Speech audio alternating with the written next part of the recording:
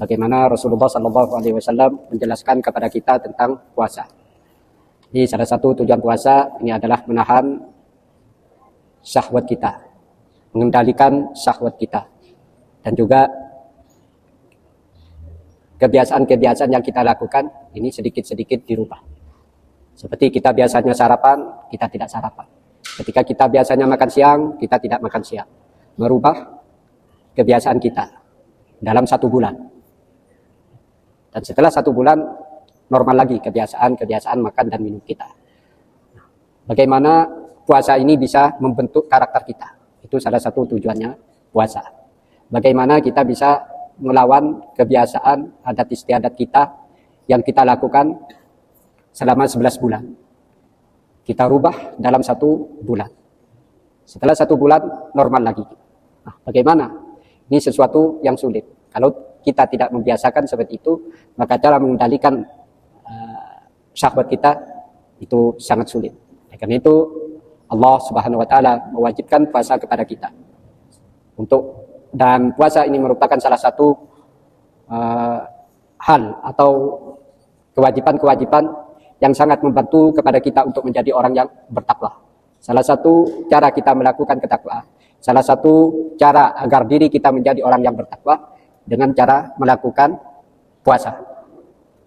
Baik puasa-puasa sunnah ataupun puasa-puasa yang disunnahkan di hari-hari tertentu seperti Senin, Selasa, ataupun di bulan-bulan yang disunnahkan seperti bulan Muharram dan sebagainya. Dan di atas semua itu, bagaimana cara kita berpuasa Ramadan, bagaimana kita bisa menjaga kualitas ibadah puasa kita, puasa Ramadan. Itulah yang bisa membentuk, salah satu hal yang paling kuat membentuk karakter kita menjadi orang yang bertakwa. Sebagaimana firman Allah Subhanahu wa taala, "Ya ayyuhalladzina amanu kutiba alaikumusyamu kama kutiba alal ladzina min qablikum la'allakum tattaqun." Wahai orang-orang yang beriman, diwajibkan kepada kamu untuk berpuasa sebagaimana diwajibkan kepada orang-orang sebelum kamu, agar kamu menjadi orang yang bertakwa. Jadi salah satu hal yang bisa ibadah, yang bisa membentuk karakter kita untuk menjadi orang bertakwa itu adalah puasa. Oleh karena itu, marilah kita jaga kualitas ibadah puasa kita. Dan kita sudah melewati 10 terakhir bulan Ramadan ini, tanggal 22 sekarang. Jadi mungkin sebagai peringatan kepada kita agar kita menjadi orang yang bertakwa. Bagaimana apa takwa itu? Takwa orang yang melakukan perintah Allah dan menjauhi larangan Allah. Ini secara garis besar seperti itu. Namun di salah satu surah Al-Quran, Allah Subhanahu wa taala menjelaskan kepada kita salah satu beberapa atau 4 ciri orang yang bertakwa. Wasari'u ila magfiratin min rabbikum wa jannatin 'arduha as-samawati wal ardu uiddat lil muttaqin. Dan bersegeralah kita menuju magfirah, ampunan Allah Subhanahu wa taala dan surganya yang seluas langit dan bumi, yang dipersiapkan untuk orang-orang yang bertakwa. Siapakah orang-orang yang bertakwa di sini? Ada beberapa kriteria yang disebutkan di sini oleh Al-Qur'an. Yang pertama,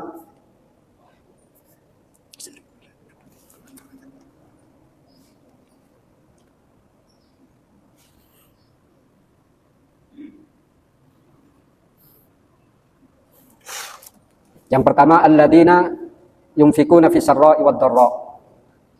Alladzina yunfikuna fis sarra'i wad dharra, yaitu orang yang menafkahkan hartanya di waktu lapang dan di waktu sulit, di waktu sehat ataupun di waktu sakit, di waktu miskin, di waktu kaya ataupun di waktu miskin. Mereka tetap bersedekah. Ini yang pertama. Orang yang bertakwa adalah orang yang menafkahkan hartanya di waktu lapang ataupun di waktu sulit, di waktu kaya ataupun di waktu miskin, di waktu sehat ataupun di waktu sakit. Ini orang yang bertakwa. Yang pertama. Kenapa? Karena ada sebagian dari kita mau bersedekah, mau menginfakkan harta kita, nunggu ketika kita kaya. Nanti kalau saya kaya, saya akan bersedekah yang banyak. Nanti kalau saya sehat, saya akan bersedekah. Nanti kalau kesulitan ini dihilangkan oleh Allah, saya akan bersedekah ke masjid. Tetapi orang bertakwa tidak seperti itu. Walaupun dia ketika kaya, dia menafkahkan hartanya dengan nominal yang banyak. Pamannya suatu hari dia gak punya uang atau bangkrut, dia tetap menafkahkan hartanya, tentu dengan nominal yang beda. Dia ketika waktu sakit, waktu sehat, biasa bersedekah. Ketika waktu sakit, dia tetap ingat. Coba Dek ke istrinya, uang yang ada di itu sedekahkan, titip ke si fulan itu, tetap ingat. Beda dengan kita, uang saya lagi bokek, kenapa mau sedekah? Kadang begitu. Jadi dalam keadaan apapun, kalau kita menjadi orang yang bertakwa, kita tetap dermawan. Bukan nunggu kaya, bukan nunggu sehat. Ada orang yang ketika kaya, dermawan.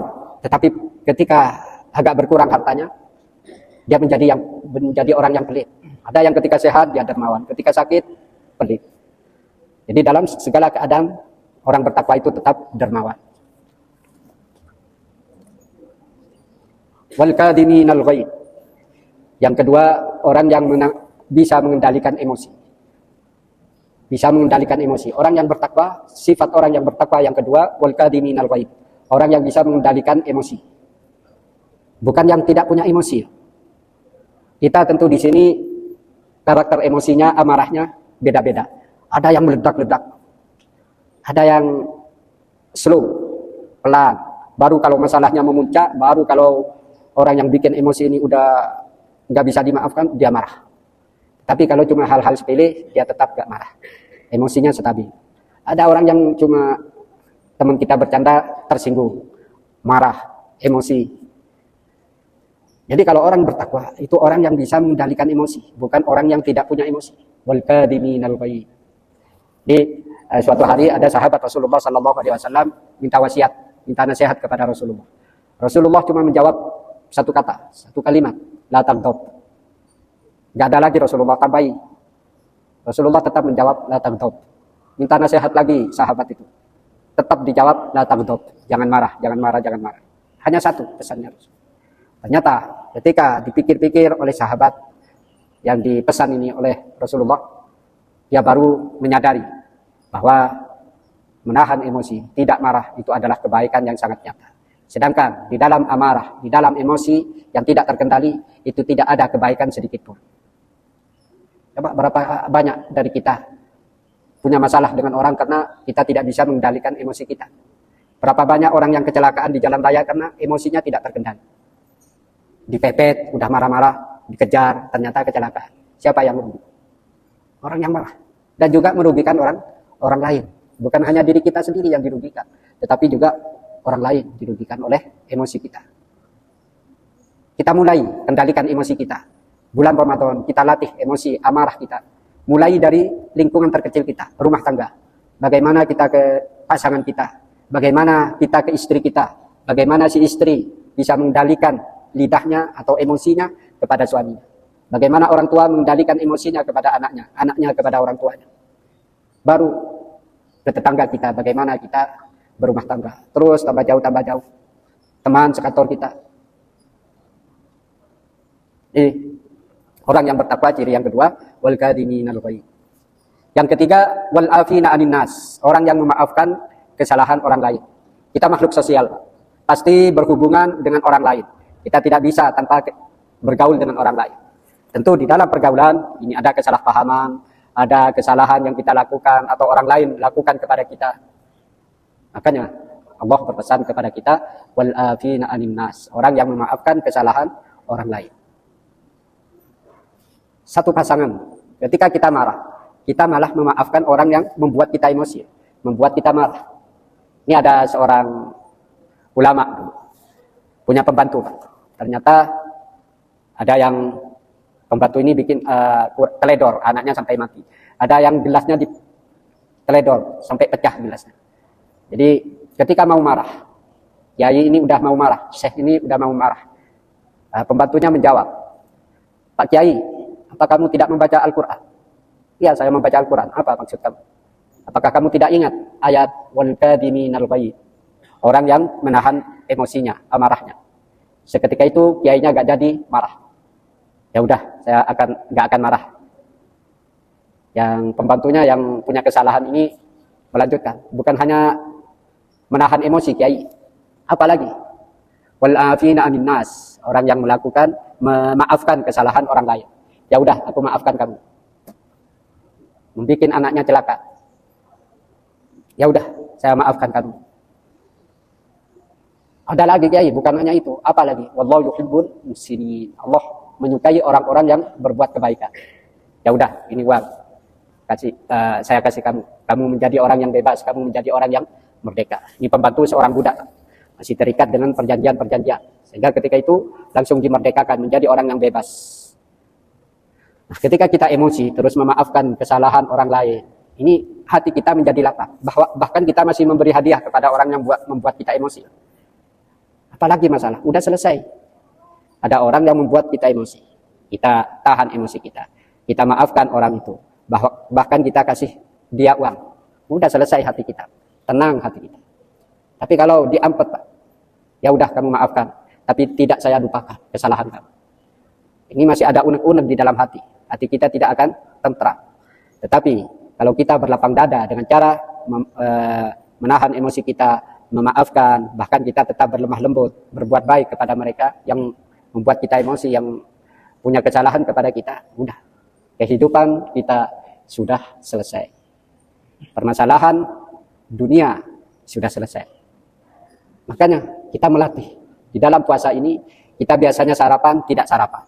Kita biasanya minum, tidak minum di siang hari. Kita biasanya makan siang, kita tidak makan siang. Di pola yang sudah teratur, kita rubah. Kebiasaan-kebiasaan yang sudah teratur, dirubah. Begitupun kemaksiatan yang sudah kita lakukan menjadi kebiasaan kita, bahkan sudah menjadi karakter kita, dirubah pola itu.